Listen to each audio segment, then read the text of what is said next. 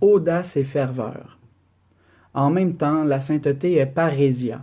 Elle est audace. Elle est une incitation à l'évangélisation qui laisse une marque dans ce monde. Pour que cela soit possible, Jésus lui-même vient à notre rencontre et nous répète avec sérénité et fermeté: « Soyez sans crainte. Et voici que je suis avec vous pour toujours jusqu'à la fin du monde. » Ces paroles nous permettent de marcher et de servir dans cette attitude pleine de courage que suscitait l'Esprit Saint chez les apôtres et qui les conduisait à annoncer Jésus-Christ. Audace, enthousiasme, parler en toute liberté, ferveur apostolique, tout cela est compris dans le vocable parésia, terme par lequel la Bible désigne également la liberté d'une existence qui est ouverte, parce qu'elle se trouve disponible à Dieu et aux autres. Le bienheureux Paul VI mentionnait parmi les obstacles à l'évangélisation précisément le manque de parésia. Le manque de ferveur est d'autant plus grave qu'il vient du dedans. Que de fois nous nous sentons engourdis par le confort de la rive. Mais le Seigneur nous appelle à naviguer au large et à jeter les filets dans des eaux plus profondes. Il nous invite à consacrer notre vie à son service. Attachés à lui, nous avons le courage de mettre tous nos charismes au service des autres. Puissions-nous nous sentir récompensés par son amour.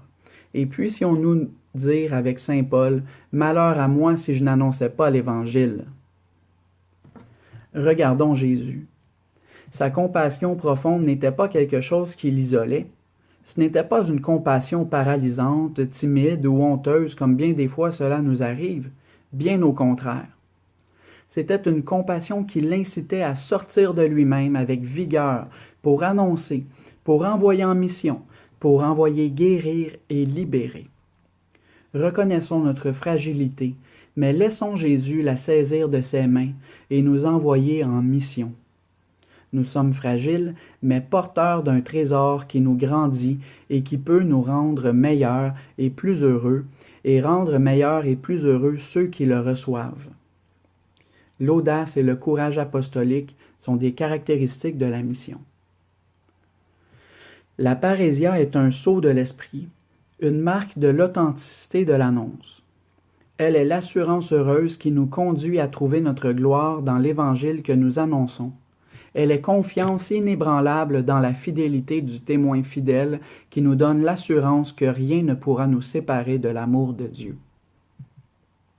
Nous avons besoin de l'impulsion de l'esprit pour ne pas être paralysés par la peur et par le calcul, pour ne pas nous habituer à ne marcher que dans des périmètres sûrs. Souvenons-nous que ce qui est renfermé finit par sentir l'humidité et par nous rendre malades. Quand les apôtres ont senti la tentation de se laisser paralyser par les craintes et les dangers, ils se sont mis à prier ensemble en demandant la parésia. À présent, Seigneur, considère leurs menaces et permets à tes serviteurs d'annoncer ta parole en toute assurance, qu'on retrouve en Actes 4, 29. Et la réponse a été que, tandis qu'ils priaient, l'endroit où ils se trouvaient réunis trembla.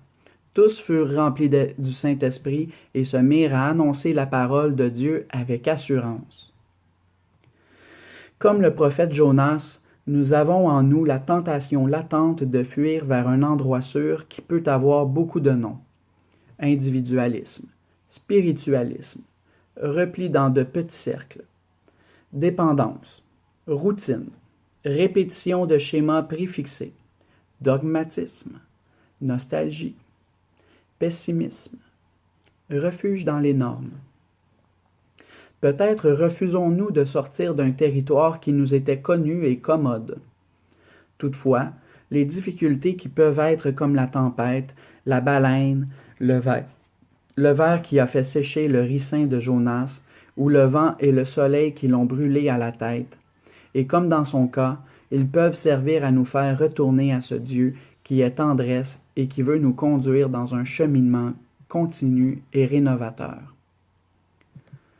Dieu est toujours une nouveauté qui nous pousse à partir sans relâche et à nous déplacer pour aller au-delà de ce qui est connu, vers les périphéries et les frontières. Il nous conduit là où l'humanité est la plus blessée, et là où les êtres humains, sous l'apparence de la superficialité et du conformisme, continuent à chercher la réponse à la question du sens de la vie.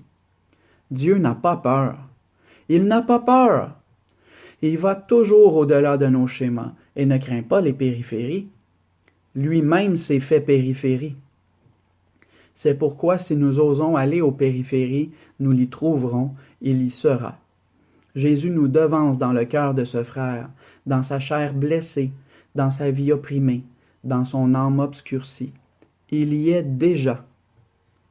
Il faut certes ouvrir la porte du cœur à Jésus-Christ, car il frappe et appelle. Mais parfois je me demande si, à cause de l'air irrespirable de notre autoréférentialité, Jésus n'était pas déjà en nous, frappant pour que nous le laissions sortir. Dans l'Évangile, nous voyons comment Jésus cheminait à travers villes et villages, prêchant et annonçant la bonne nouvelle du royaume de Dieu. De même, après la résurrection, quand les disciples sont allés partout, le Seigneur œuvrait avec eux. Voilà la dynamique qui jaillit de la vraie rencontre.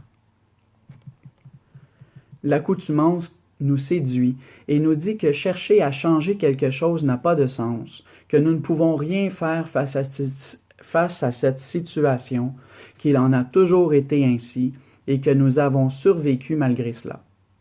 À cause de l'accoutumance, nous n'affrontons plus le mal et nous permettons que les choses soient ce qu'elles sont, ou ce que certains ont décidé qu'elles soient. Mais laissons le Seigneur venir nous réveiller, nous secouer dans notre sommeil, nous libérer de l'inertie. Affrontons l'accoutumance, ouvrons bien les yeux et les oreilles, et surtout le cœur pour nous laisser émouvoir par ce qui se passe autour de nous et par le cri de la parole vivante et efficace du ressuscité. L'exemple de nombreux prêtres, religieuses, religieux et laïcs qui se consacrent à évangéliser et à servir avec grande fidélité, bien des fois en risquant leur vie et sûrement au prix de leur confort, nous galvanise. Leur témoignage nous rappelle que l'Église n'a pas tant besoin de bureaucrates et de fonctionnaires que de missionnaires passionnés, dévorés par l'enthousiasme de transmettre la vraie vie. Les saints surprennent, dérangent, parce que leur vie nous invite à sortir de la médiocrité tranquille et anesthésiante. Demandons au Seigneur la grâce de ne pas vaciller quand l'Esprit nous demande de faire un pas en avant. Demandons le courage apostolique d'annoncer l'Évangile aux autres et de renoncer à faire de notre vie chrétienne un musée de souvenirs. De toute manière, laissons l'Esprit Saint nous faire contempler l'histoire sous l'angle de Jésus ressuscité. Ainsi l'Église, au lieu de stagner, pourra aller de l'avant en accueillant les surprises du Seigneur.